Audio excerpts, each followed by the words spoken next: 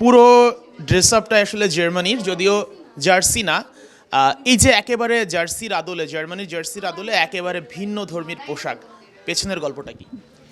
এটা আমরা মেইনলি জার্মানির জার্সি এবং জার্মানির ন্যাশনাল ফ্ল্যাগকে মাথায় রেখে আমরা একটা ক্রিয়েটিভ ড্রেস যেটা তৈরি করার ট্রাই করেছি, অ্যান্ড এটা হচ্ছে সেটার আউটলুক।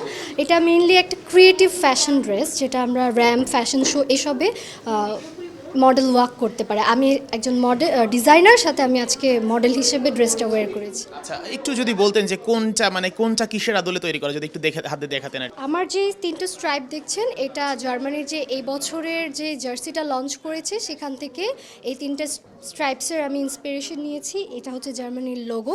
সেম স্ট্রাইপ দিয়ে আমি একটা বডিকন স্ট্রাকচার একটা ড্রেস করেছি, অ্যান্ড এগুলো হচ্ছে জাস্ট কালার কম্বিনেশন এবং একটা জার্সি বা খেলাকে আমি মাথায় রেখে যে স্ট্রাইপস, জার্সি স্ট্রাইপস এগুলো দিয়েছি। এই যে আয়োজনটা, আপনাদের আয়োজনটা আসলে কিভাবে ফিফা ওয়ার্ল্ড কাপের সাথে কানেক্ট হচ্ছে যদি বলতেন। যেহেতু আমরা এক একজন ফ্যাশন ডিজাইনিং পড়াশোনা করছি, তো আমরা ট্রাই করেছি যেন আমাদের কাজটাই ক্রিয়েটিভ, সো এই কাজটাকে আরেকটু কিভাবে ক্রিয়েটিভভাবে প্রেজেন্ট করা যায় সেজন্য আমরা ফিফা যেহেতু চলছে, শুরু হতে যাচ্ছে, তাই আমরা ফিফাকে মাথায় রেখেই তাদের জার্সি এবং ন্যাশনাল ফ্ল্যাগের বাইরে খুব এই জিনিসটাই মেইন। তো আমরা এই জিনিসটাকে ফোকাস করেই আমরা আমাদের কাজ, যেহেতু আমরা ফ্যাশন ডিজাইনিং নিয়ে পড়াশোনা করছি, তাই আমরা আমাদের সেক্টরেই আমরা কাজ করছি, আমাদেরভাবে আমরা ক্রিয়েটিভ।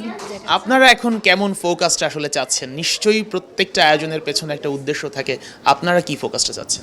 অবশ্যই চাচ্ছি যে আমাদের এটা ফিফাতে হাইলাইটেড হোক, যে আমরা যেই ক্রিয়েটিভটা করেছি সেটা যেন সবাই দেখুক এবং অনেকে আরও ইন্সপায়ার হোক ক্রিয়েটিভ কিছু করার জন্য। কারণ সেম জিনিসের থেকে বের হয়ে কিছু ক্রিয়েটিভ ইউনিকনেস, এগুলোই হচ্ছে এখন বর্তমানের মেইন আমাদের ফোকাস। তো আমাদের মনে হয় যে এটা থেকে সবাই ইন্সপায়ার হোক, কীভাবে ক্রিয়েটিভ কিছু করা যায়, এটাই ছিল আমাদের মেইন মোটিভ। আর ফিফার দৃষ্টি আকর্ষণের জন্য এই মডেলিং ছাড়া আর কোনো ওয়ে কি আপনারা হাতে নিয়েছেন কিনা, বা কোনো মেইল করা বা কোনো ভিন্ন কোনো উদ্দেশ্য? আমাদের ম্যানেজমেন্ট বলতে পারবে। আমরা যেহেতু ডিজাইনার, আমাদের মেইন ফোকাস ছিল আমাদের ডিজাইনটাকে একদম ক্রিয়েটিভভাবে এবং সুন্দরভাবে ফুটিয়ে তুলতে হবে, যেটা আশা করি করতে পেরেছি।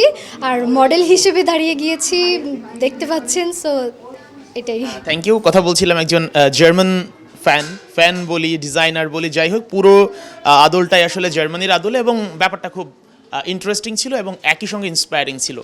শেখ আশিক, ৭১, ঢাকা।